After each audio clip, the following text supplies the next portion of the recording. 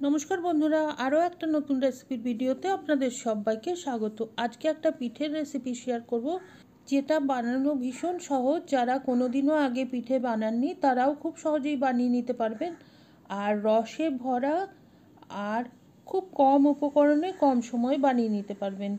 তো আসুন দেখে নিই আজকের রেসিপি, খেজুর গুড়ের রস ভরা।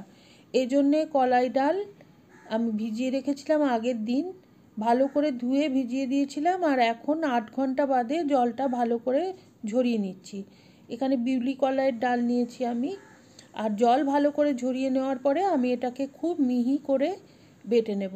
আমার ব্লেন্ডার জারটা ছোট, সেই জন্য আমি 2 বারে ডালটা বেটে নেব। আর চেষ্টা করবেন একদমই জল না দিয়ে বাটার, বা খুব সামান্য জল দিতে হলে দেবেন।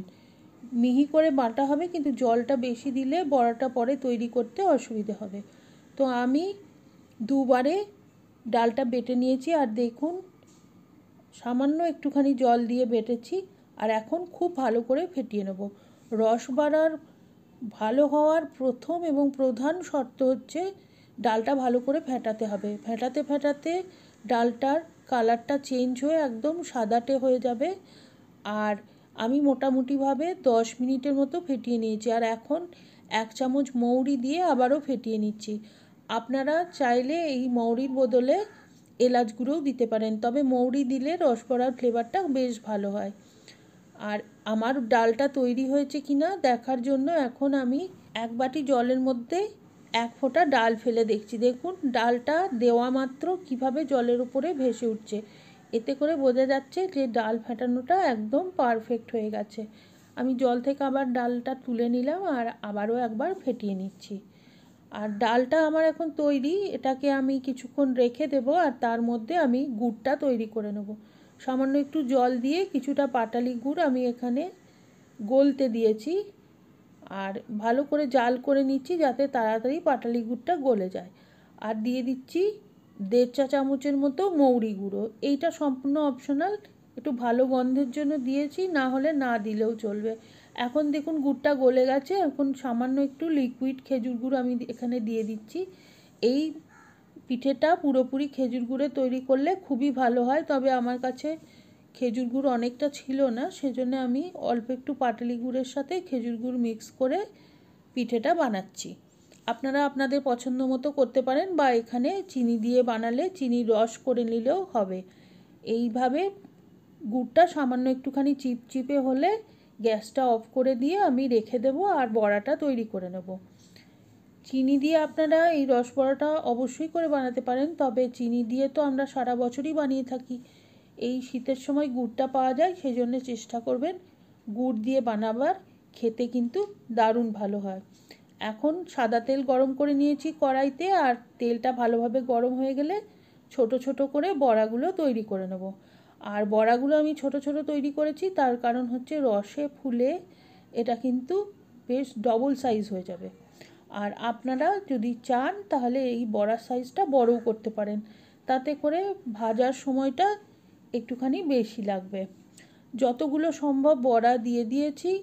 আর বড়ার একটা দিক একটু ভালোভাবে ভাজা হয়ে গেলে আমি খুন্তি দিয়ে উল্টে অন্য পিঠটাও ভালোভাবে ভেজে নেব।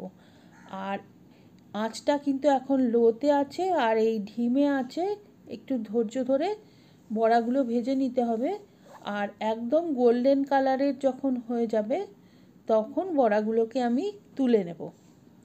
তো এই কাজটা একটু ধৈর্য ধরে করতে হবে। আর আঁচটা কিন্তু একদমই বাড়ানো যাবে না। এখন দেখুন বড়াগুলো কিন্তু বেশ অনেকটা কালার চেঞ্জ হয়ে গেছে। আর সামান্য আর একটু সময় রেখে আর একটু গোল্ডেন কালার হলে আমি বড়াগুলোকে তুলে নেব। আর এই গরম গরম বড়াই কিন্তু গরম গরম রসের মধ্যে দিতে হবে। রসটা যদি ঠান্ডা হয়ে গিয়ে থাকে তাহলে একবার গ্যাসটা জ্বালিয়ে একটুখানি রসটাকে গরম করে নিতে হবে। দেখুন আমি এখন এই গরম রসের মধ্যে গরম বড়াগুলো দিয়ে দিচ্ছি, এতে করে রসটা ভালোভাবে সোক করে নেবে বড়াগুলো। তো আমার এখনও যেই ডালটুকু আছে সেটা দিয়ে আমি আবারও একবার ডালটা ফেটিয়ে আবারও আরেকবার বড়া তৈরি করে নেব। এই বড়াগুলো ভালো মতো গোল্ডেন ব্রাউন হয়ে গেলে সব তুলে সঙ্গে সঙ্গে গরম রসের মধ্যে দিয়ে দেব। আর দেখে নিতে হবে যেন সমস্ত বড়া ভালোভাবে রসের সংস্পর্শে আসে। তারপরে ঢাকনা দিয়ে 3 ঘন্টা মতো রেস্ট করতে দেবো, যাতে করে সমস্ত বড়া ভালোভাবে রস শোক করে নেয়। 2 ঘন্টা বাদে আমি দেখাচ্ছি, দেখুন বড়াগুলো কিন্তু বেশ অনেকটা করে রস শোক করে নিয়েছে, আর সাইজেও কিন্তু ফুলে প্রায় ডবল হয়ে গেছে। আমি একটা বড়া আপনাদের দেখাচ্ছি কতটা রস এর মধ্যে আছে, সেটা আপনারা দেখলেই বুঝতে পারবেন। দেখুন এখন বড়াটাকে আমি আবারও রসের মধ্যে রেখে দেব, আর তারপরে দেখবেন যে রসটা কিভাবে বড়াটা আবারও শোক করে নিয়ে ফুলে উঠছে। তো দেখতেই পেলেন এই বড়াগুলো বাইরেটা ক্রিস্পি আর ভেতরটা রসে একদম টইটুম্বুর। আপনারা অবশ্যই বাড়িতে এইভাবে একবার বানিয়ে দেখবেন, কমেন্ট করে জানাবেন কেমন লাগলো। আর রেসিপিটা ভালো লাগলে please like, share and subscribe my channel.